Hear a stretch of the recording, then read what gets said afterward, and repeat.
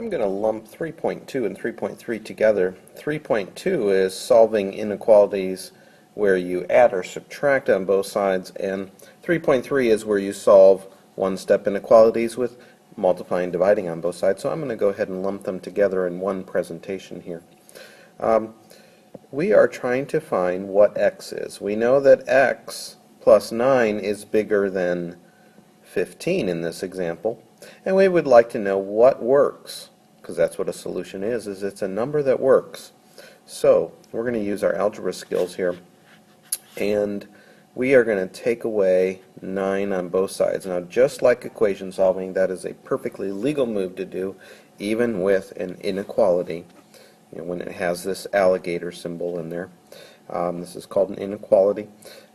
We can go ahead and do that, and remember, we always brought our equal sign down. We are always going to bring our inequality symbol down, and we get 6. Well, now we know the answer. X is greater than 6.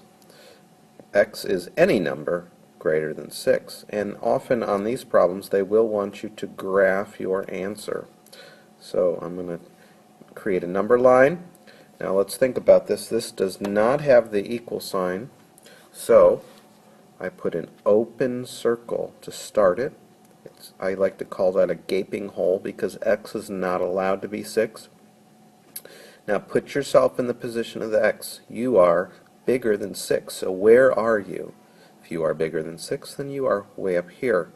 So I'm going to go ahead and draw the arrow in the correct direction. So there is a graph on a number line of the solution. Now let's go to the right hand side of the board. We see that our answers take away 3. That difference will always be less than or equal to negative 6. Or we could read it the other way, that negative 6 is always bigger than or equal to our answers take away 3, or the difference of our answers and 3. Alright, so we're going to take this and we're going to add 3 on both sides, because our goal is to get the variable all by itself. We bring down the inequality symbol, do the arithmetic, bring down the y. That is our answer. It says that negative 3 is greater than or equal to y. Now I did this on purpose as far as how the graph plays out, because the variable's on the right side. It does make the graph a little bit tricky here. So let's go ahead and fill this in. Now this time it does have the equal sign here. You see the equal sign right there? So when we put a dot here, it's going to be a closed circle. A closed circle. Here's our closed circle, and it says that y is smaller than negative 3, or negative 3 is bigger than our answers. Well, if negative 3 is bigger than our answers, then our answers must be down here. Okay, you do need to think about this. There is no shortcut rule. I need you to think about which way the arrow points. Alright, let's go on to a few more examples. Here we have 2 more inequalities, and notice this time it's not x plus 3 or x minus 3. We have 3 times x. So the way we're going to undo that times is by dividing that 3 away. Now let me just restate what this inequality says is our answers times 3. That product is always bigger than negative 27. What are our answers? Plural. There's lots of numbers here that are answers. We want to know where they are on the number line. So we're going to solve this using our algebra skills and then also graph it. So I'm going to divide by 3 on both sides. You guys have all gotten really good at solving equations, and inequalities are no different. So x, you've got to bring down your alligator inequality symbol here. There it is. And we get negative 9. We now interpret that as being our answers are all the numbers on the planet that are bigger than negative 9. So I'm going to draw my number line here. Oops. Draw my number line. Sorry, I probably should have had that drawn before we started this screen. Okay, I'll just go ahead and draw this over here for now, and we'll finish it here in a moment.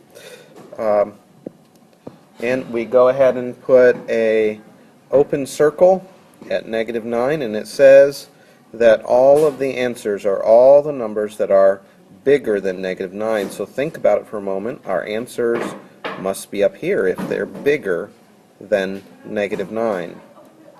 So our answers are going to be that direction. Alright, let's turn to the right hand side of the screen here. In order to get rid of this divide by 3, we have to do the inverse operation of division, and of course that would be multiplication. So I'm going to come over here and put, just like when we solved equations, I'm going to put a dot 3 on both sides, and we get x is less than or equal to 27. Now we can wrap our head around what the answer is. All the answers are all the numbers on the planet that are smaller than or equal to 27. Those are the values that will work. So for example, 0 works, -8 works, 26 works, up here in the original black equation. So let's finish this out. Here's 27 on the number line. We're going to put this time we're going to put a closed circle. Remember why we're putting a closed circle? Because it has an equal sign there. So it includes 27. 27 is a winner here. It is a solution. And all the answers are all the numbers to the left on the number line. And there's our nice neat graph of the solution to the inequality. What numbers divided by 3? That quotient is less than or equal to 9. Well, the answer is all the numbers less than or equal to 27. Alright, now this concept is incredibly important that you remember. It's almost like a little trick that you need to remember, something you need to memorize, and it is, whenever you multiply or divide an inequality by a negative number, you must flip the direction of the inequality. You got to grab that alligator by the tail and flip it around. We're going to look at an example here in a moment, but this only has to do with multiplication and division, not adding and subtracting. Okay, only multiplying and dividing. So let's take a look at an example.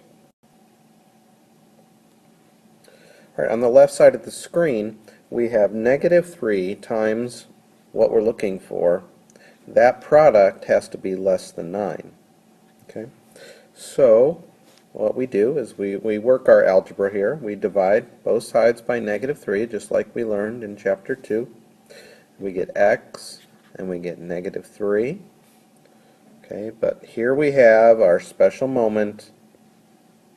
We have to flip, and the reason we have to flip is because we divided by a negative. We divided by a negative. In this case, we took a positive, dividing by a negative. So we flip it around.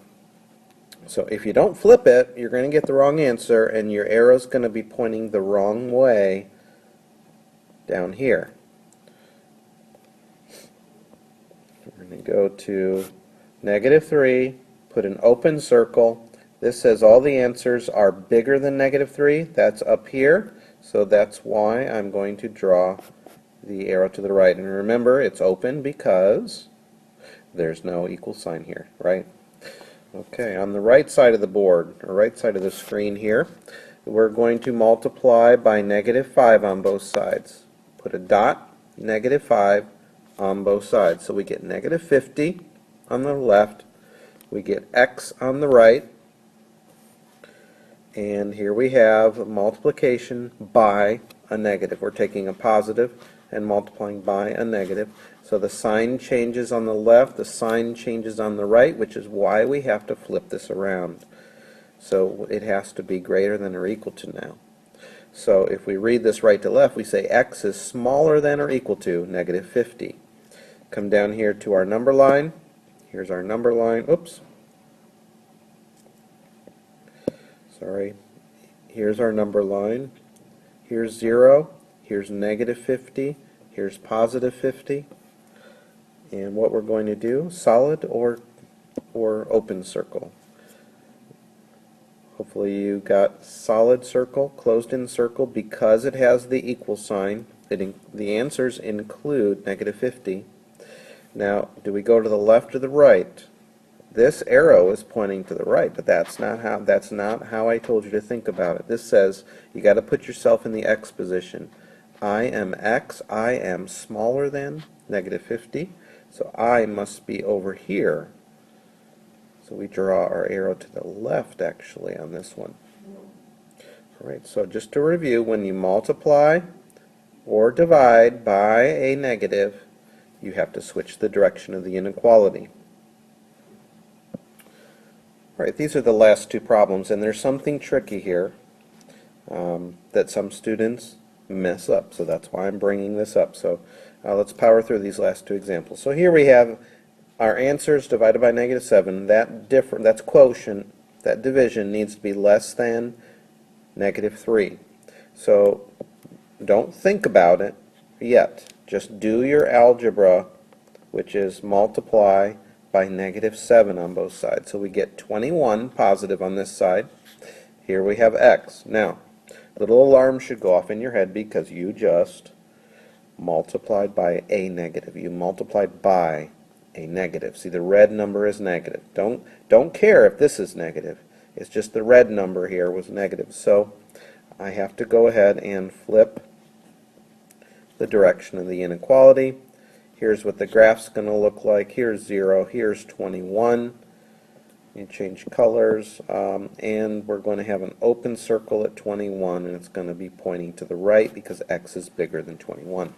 Now let's go to the right side of the board. Of course, you're going to put a dot 5, a dot 5. We have an x here, and we have a negative 10. Now, we had a negative number in play here. So do we switch the direction? The answer to that question is, drumroll please, is no. We do not switch the direction of the inequality, and the reason is we did not multiply by a negative. We multiplied by positive 5. Negative 2 was just along for the ride, so we do not, I repeat, we do not switch the direction of the inequality here like that. That's wrong. Okay, I'm going to erase that, and we're going to keep it the same. This was multiplying by positive on both sides, so we do not switch the direction of the inequality. Here's negative 10 on the number line. Our answer is going to be a closed circle this time, and this says if I'm right here, if this is me, here I am, if that's me, I am bigger, so I am up here. I'm shading toward where I am. I am up here, so that's the way I shade. Alright, good luck on your homework. 3.2 and 3.3. Made with Doodlecast Pro.